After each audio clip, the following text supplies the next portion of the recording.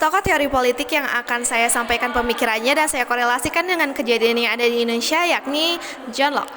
John Locke, seorang filsuf politik abad ke-17, mengemukakan gagasan tentang kontrak sosial yang menegaskan bahwa pemerintah dibentuk untuk melindungi hak-hak dasar warga negara, yaitu hak atas kehidupan, kebebasan, dan juga properti.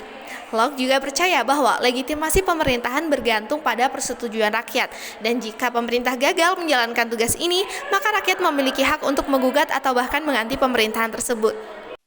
Ratusan buruh kembali turun ke jalan di Jakarta Kamis siang. Dalam orasinya, para buruh kembali menuntut si Undang-Undang Cipta Kerja dicabut.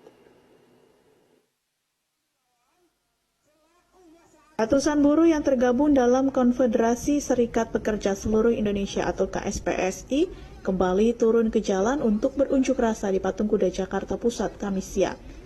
Aksi para buruh yang kesekian kalinya ini kembali menuntut pemerintah segera mencabut Undang-Undang Cipta Kerja atau Omnibus Law karena para buruh dipaksa menerima upah murah.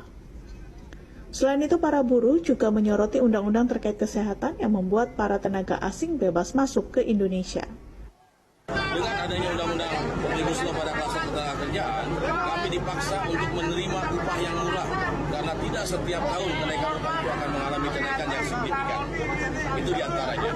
Di sisi lain, para buruh juga meminta Ketua Hakim Mahkamah Konstitusi dapat mengabulkan gugatan yang dilayangkan elemen buruh. Bukan gerakannya nggak normal, tapi mungkin cara menjalankan pemerintahan yang tidak normal. Terima kasih. Saya rasa publik juga sudah bisa menilai mana gerakan massa yang bergerak secara organik dan mana gerakan massa yang diarahkan dengan uang. Jadi begini, kekerasan hanya akan menghasilkan kekerasan. Maka dari itu, ayolah gunakan cara-cara yang lebih humanis supaya tidak lupa. Mahasiswa dan segenap masyarakat Indonesia tentu sangat menanti sekali kapan kita bisa berbicara langsung dengan perwakilan rakyat kita baik di DPR maupun dari Pak Presiden sendiri. Sampai keliling kampus, kita langsung ngomong di istana aja. Ya, gitu. Kalau kita aksi, diterima aja. Setiap saat, nggak ada masalah. Oh, siap ya? Oh iya. Hidup mahasiswa! Hidup rakyat Indonesia!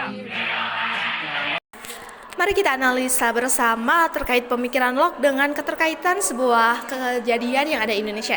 Saya kaitkan dengan kasus UU Cipta Kerja. UU ini dituding bertentangan dengan beberapa pemikiran Locke. Yang pertama yakni hak properti. UU ini dituding mengurangi hak pekerja atas hasil kerja mereka, seperti melalui penghapusan upah minimum sektoral. Ini bertentangan dengan prinsip Locke bahwa properti yang diperoleh melalui kerja keras harus dilindungi. Yang kedua yakni bertentangan dengan kontrak sosial. Pemerintah dianggap tidak melibatkan masyarakat secara memadai dalam proses legislasi UU ini yang mengabaikan prinsip persetujuan rakyat dalam kontrak sosial. Yang ketiga yakni hak asasi. Pemangkasan hak pekerja dan lingkungan kerja yang kurang adil menunjukkan pemerintah gagal melindungi kebebasan dasar rakyatnya. Baik, yang selanjutnya yakni ide atau rekomendasi inovatif untuk pengembangan pendidikan kewarganegaraan. Yang pertama yakni pemahaman hak dan kewajiban warga negara.